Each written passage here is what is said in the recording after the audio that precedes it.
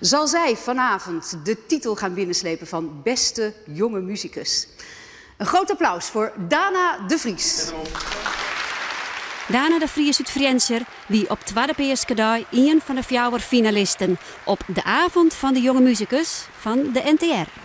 Dadelijks meer over haar en deze prestigieuze wedstrijd. Wat hebben we nog meer in de kaarroute? Boekhandelaar Steven Sterk schreef een boek over zijn ondervindings in de handel en het leven. En hij steekt daarbij zijn het net in de boezem. Annette Anderlei van Balk is goed oorlog hier afstuderen om Minerva en heeft nu al 2 prijzen te pakken voor haar illustratiewerk. En Dana de Vries dus. Ze had net de haatprijs woen, maar weer er wel heel dichtbij. Wij waren een dag van tevoren bij de repetities.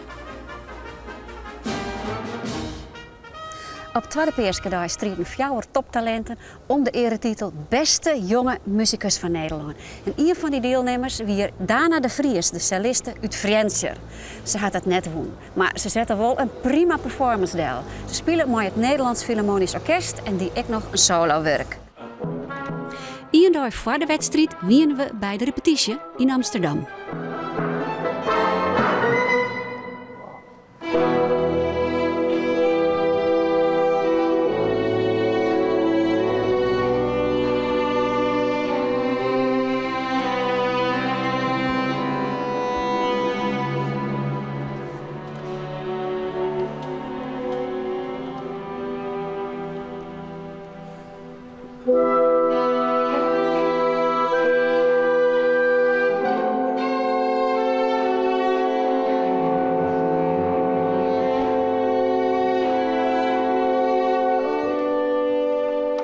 Mijn droom is om later als solist te spelen met orkesten.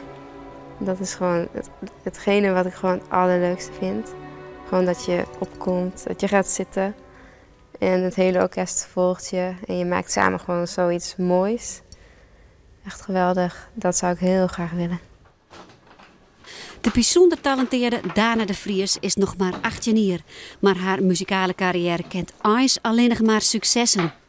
Ze zit in het 2e jaar van het conservatorium in Grace, maar het krijgt dat ze talentlid is op het conservatorium in Parijs. Doet ze nog een jaar spelen ze al als soliste met het Frieske Jeugdorkest. Later volgen tal van optredens met verneemde orkesten in binnen- en buitenland en ze won verschillende belangrijke prijzen. Een dag voor de wedstrijd oefenen de 4 solisten met het Nederlands Philharmonisch Orkest. De concurrentie bestaat uit een pianiste, een violiste en nog een orencelliste. Het niveau van spelen is tiegeheeg. Het wordt dus een spannende wedstrijd. Dat is voor Eltsen niet helemaal duidelijk.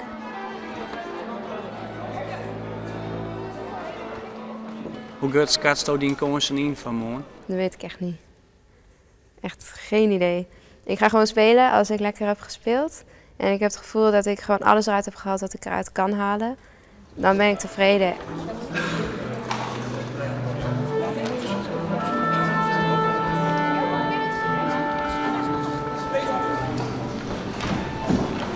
Kan je je voorstellen, Dana de Vries.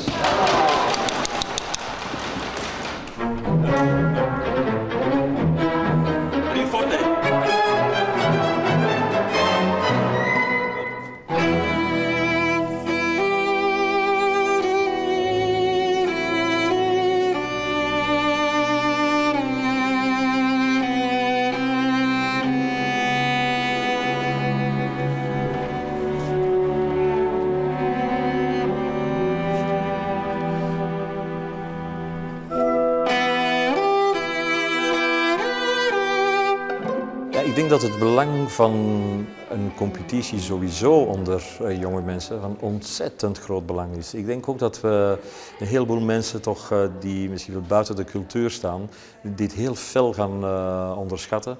Maar het is voor de jonge mensen onbetaalbaar om zich op de eerste plaats te meten met elkaar.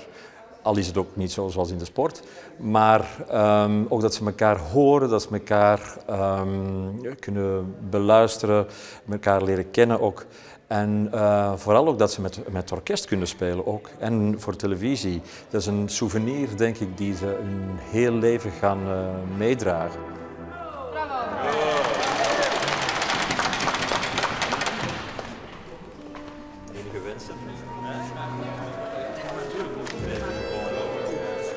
Dana is een heel zelfzekere meid die het laatste deel van het celloconcert van Elgar doet, wat vraagt om een heel nobel en ingetogen spel. En aan de andere kant ook zeer explosief. Dus ja, Dana kan dit werk fantastisch vertolken, zowel in de intimiteit als in de explosiviteit die het werk vraagt. Nou bist nou net de enige soliste die nou hier aan mij doet, dus nog één. Ja. Wat vind je ervan? Leuk. Tuurlijk. Ik bedoel, Ella, dat is de andere soliste, en die speelt gewoon heel goed. En ik bedoel, we hebben allebei onze eigen kwaliteiten. Dat is ook gezegd bij de mensen van de NTR. En het is alleen maar leuk, je leert ervan. Ik leer ervan in ieder geval. Wordt het dan net extra spannend voor jou van, hé, er is nog een soliste? Ja, natuurlijk wel. Ik bedoel, er zijn 4 mensen en er zitten 2 solisten in. Dat is natuurlijk wel dat je even gaat denken van, waarom hebben ze nou 2 solisten uitgekozen van de 4 kandidaten?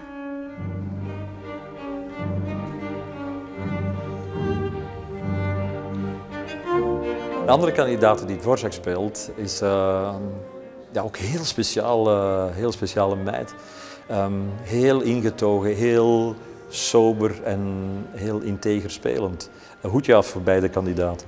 Een groot applaus voor Dana de Vries.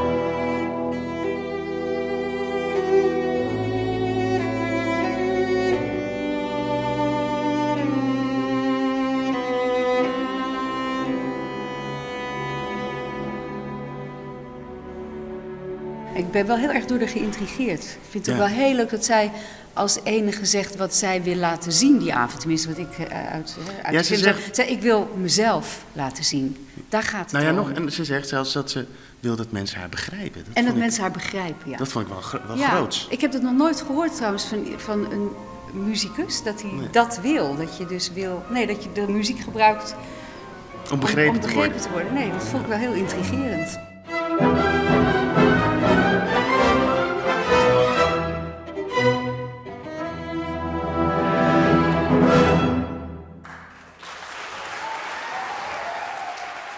Aan het eind van de avond van de jonge muzikus gaat het nog tussen Dana en Ella van Pauken, de beide solistes. Degene die Nederland mag vertegenwoordigen tijdens Eurovision Young Musician volgende maand in Wenen is Ella.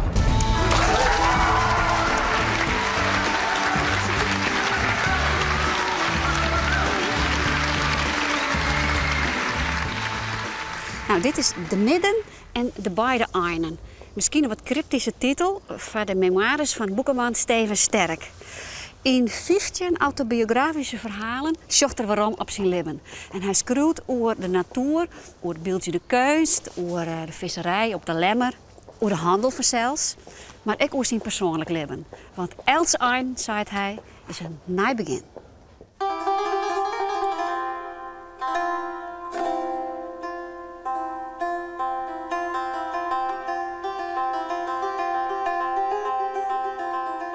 Ik leef maar het lucht. Dus met lucht is het belangrijkste in mijn leven. Dan kijk ik gedien, dus het lucht komt maar binnen en het gaat jongens voort.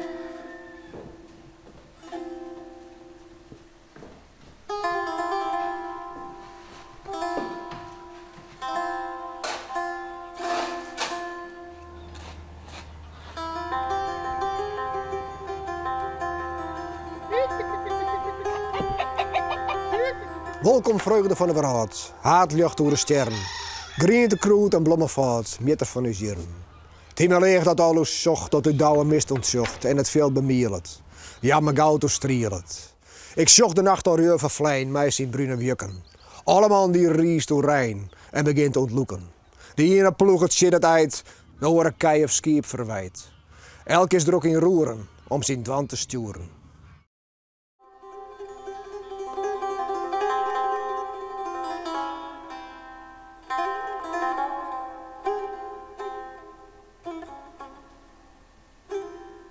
Dit is een afsluiting van de periode, van deze 50 jaar. En dan wil ik die verhalen vertellen. Nog één keer aan mijn maat, mijn vrienden en de toekomstige vrienden. Dan kun je het nalezen en dan wil ik nieuwe verhalen opdoen. Een heel mooi rond Nijlgoerzeiken. Prachtig, het is haast porselein. Dat ken je in het keramiekmuseum in Ljouwert, kan je het zo lezen. Prachtig, prachtig. Het is super jammer om stekken te slaan, maar toch doe het. Het eerste aai wat ik vind, daar leg ik knippels bij, dan maak ik screen met haar. Dat is fantastisch. Dit is de zinnen, nou. Dit is de zinnen die het opkomt en de zinnen die het ondergaat. Dit is prachtig, nou. Als je over die leven schreeuwt, dan leerst ik over die leven. Hoe het misschien verder met. Wat heb je geleerd van het schreeuwen van die persoonlijke verhalen? Oh, dat is een goede vraag. Ik denk dat ik het daarvoor wel terug hoe ik verder word. Je leren van het schreeuwen. Het is altijd ik ken het als een soort therapeutisch. Van je herkent het, je schreeuwt het op en dan is het bewust. Er is net iets wat ik denk van bliksem. Dit wist ik nog net. Dat wie daarvoor al. In een van de verhalen beschrijft dat het een dochter krijgt, maar dat die zwangerschap heel dreig verrint. En dat van zij, dat vond ik het moeilijkste verhaal om te vertellen. Waarom vond je dat zo moeilijk? Nou ja, het leidt het dichtstbij. Het is een dichtbij verhaal en dat is het verlangen naar een baan en het is maar het verliezen van de baan, de mogelijkheid van een kwijtreis van de baan is het meest verschrikkelijk wat je ook komen kan. Zo leefde is nog, dat vertelt nog een verhaal en het is dien. En een baan is altijd bij die. Ik ken het door zitten, het is dichtstbij als alles.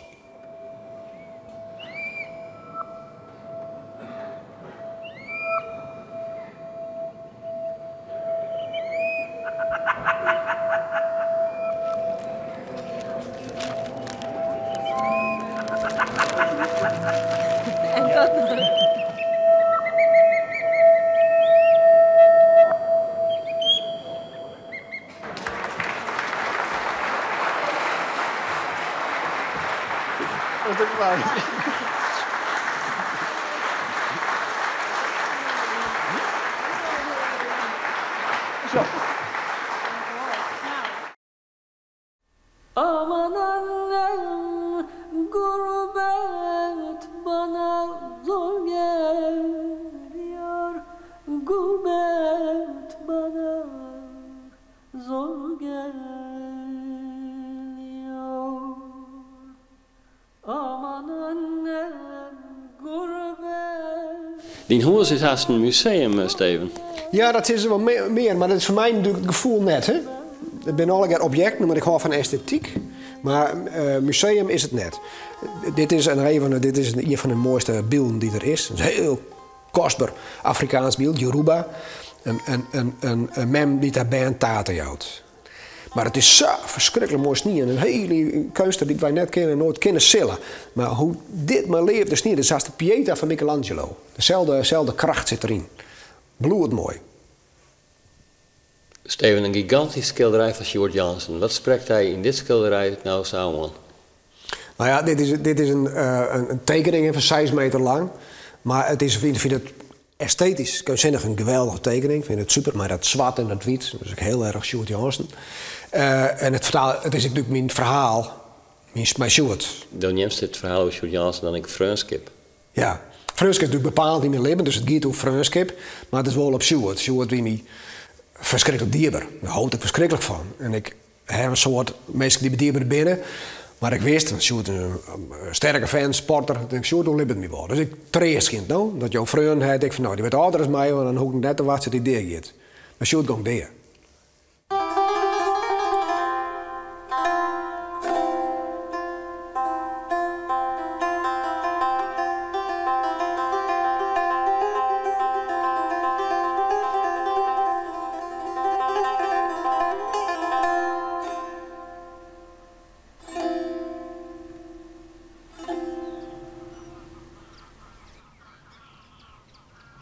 Zo, als ik begin te rennen, of in het veld dingen, dat is mij hetzelfde. Ik 5 kilometer rennen of 10 kilometer rennen. Maar op een moment heb je dingen in de kop.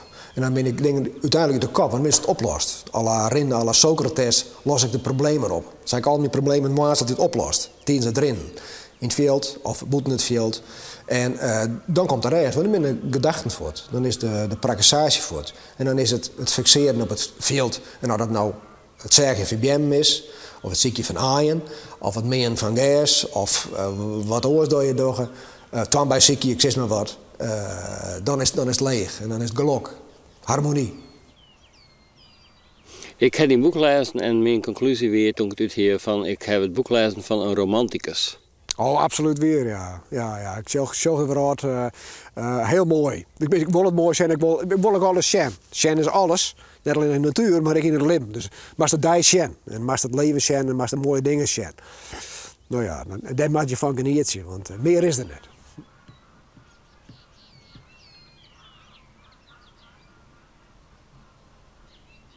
Het valt je natuurlijk net mee om in de beeldje kunst je breed te vertjennen. Een prijs of zo is dan ook een mooie opstekker. Annette Andela van Balk won kwart achter elkaar 2 prijzen voor haar illustratiewerk. Nou, dat maakt dus wel nieuwsgierig. Dag Annette. Hallo. Dus jij wenst? Nee, ik woon hier niet, maar ik heb wel mijn atelier. Oeh. Dus die orden wennen hier? Ja.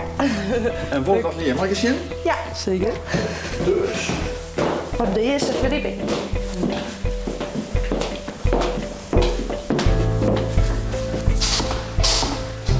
Kom verder. Dan ligt het erop. Hey, en wat is dit? Oh. Dit is mijn vriend, Johan. En we hebben hier samen de ruimte opgeknapt tot atelier. Bist je hier aan het plotten? Ja, ik ben hier eigenlijk dagelijks. Ik werk nu tijdelijk freelance bij een bedrijf in Sneek. Maar als ik geen werk heb, dan ben ik hier gewoon altijd te vinden. En als het een prijs won? Ja. Vertel eens. Ik heb die prijzen gewonnen. Alsjeblieft. Dit is je? De derde prijs van de vakjury. Dus deze, er waren 3 prijzen van de vakjury en een kinderjuryprijs, die heb ik gewonnen. En er was een publieksprijs. En waarvoor? Voor de Boekie Start Award. En ik had daar een stripverhaal bij een gericht gemaakt. Die staat mooi in het midden, is makkelijk bij te pakken. Grut, hè? Ja. En dat was eigenlijk wel een heel humoristisch gedicht waar ik meteen een beeld bij kreeg. Ja. Strips hebben, posters. Er is van alles. Wat is de top voor die? Dat is een fjouwerlook met een scootje erop, zeg maar. En ja, die vind ik wel heel mooi.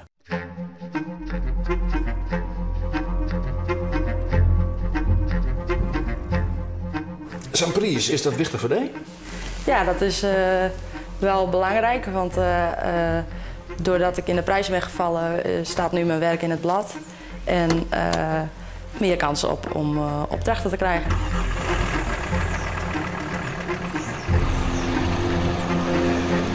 Is er een prottenwerk van die in Ries? Ja, dat hangt toevallig hier bij de snackbar een werk van mij. Wat voor werk? Het is een pasteltekening. Kunnen we wel even gaan kijken? Hoe komt die daar?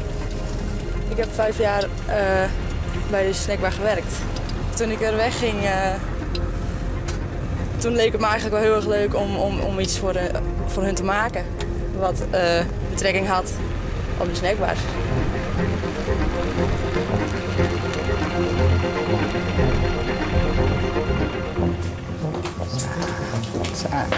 Hallo. Dit is van Annette, hè?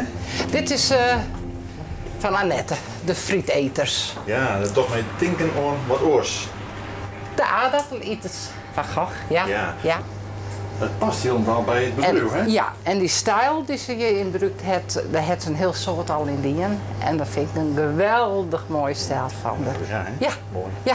Is hij bekend? Dan wil ik mijn tafels verbuiten, de patatbakjes, het zwarte. Ja, dat is, ja, ze heeft helemaal, maar dan in haar stijl.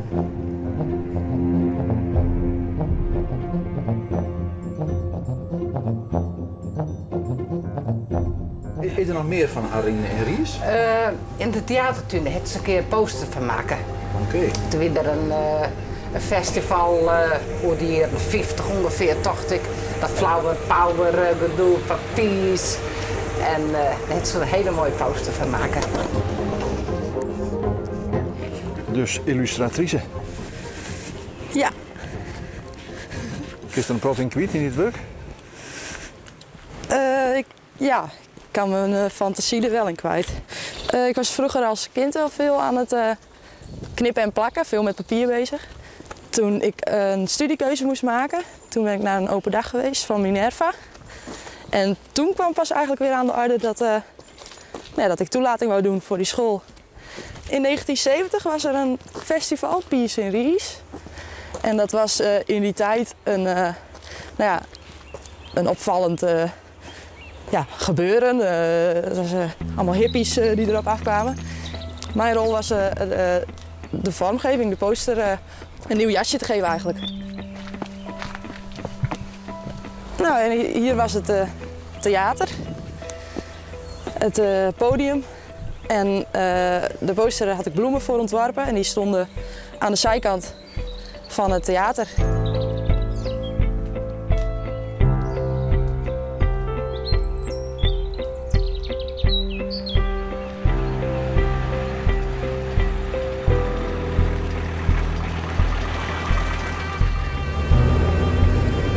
We krijgen visite, hè? Ja. Waar is dat? Mariette Schifvaart, hoofdredactrice van Link, die komt op gesprek om de laatste link te bespreken. Omdat hier de hele tijd de figuren in de eerste 5 linken terugkomen. Ja, en dan weer op zo'n drokke wijze, want dat vind ik altijd wel heel mooi. Ja, weer heel veel details erin en dat er gewoon heel veel te bekijken valt. Ja, en dat is het mooie. Ben die zit er altijd wel 4 minuten na. En dat heb ik zelf ook altijd, na 4 minuten dan zul je nog van, oh, maar daar is nog wat. En oh god, dat is nog leuk. Ja, valt heel iets meer in te ontdekken. Ik was op Annette wezen, toch een vriend van mij, die mailde mij. Hij ziet bij Annette in de klas op een kunstacademie. En ik zie op haar website en ik zie al je moois en het pakte me voetbal. Dus zo heb ik contact opgenomen met Annette, dus daar ben we in gesprek gekregen. Maar zo bouw ik de illustratie echt in lagen op. De illustratie rint ik gewoon terug, hè? Dus dat was net op. Dat tekent ze eerst en dan plakt ze erin. Ja, en zo ga ik dan elk onderwerp in de illustratie invullen. Ja, Annette, haar stijl is aan de ene kant van alles wat. Want ze kent alle kanten op. Dat zie je aan de affiches die ze maakt en haar afstudeerproject wat hier onder morgen hingt. Dit is mijn afstudeerwerk. Ik heb hier 5 maanden aan gewerkt. Althans, de echte uitwerking is ongeveer in een maand gebeurd. Het is een grote tekening van een kantoor. Ik heb verschillende ruimtes getekend die in een kantoor te vinden zijn. En daarin ook verschillende situaties.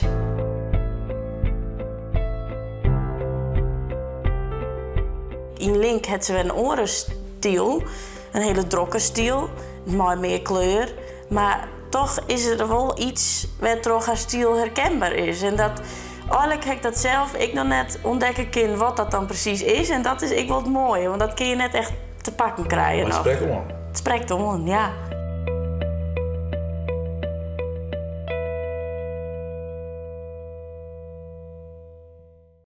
Nou, dat wie het. Na week ben we er weer. Maar onder oren de Frieske roots van topvioliste Emmy Verheij. Bedankt voor het zien en tot na week.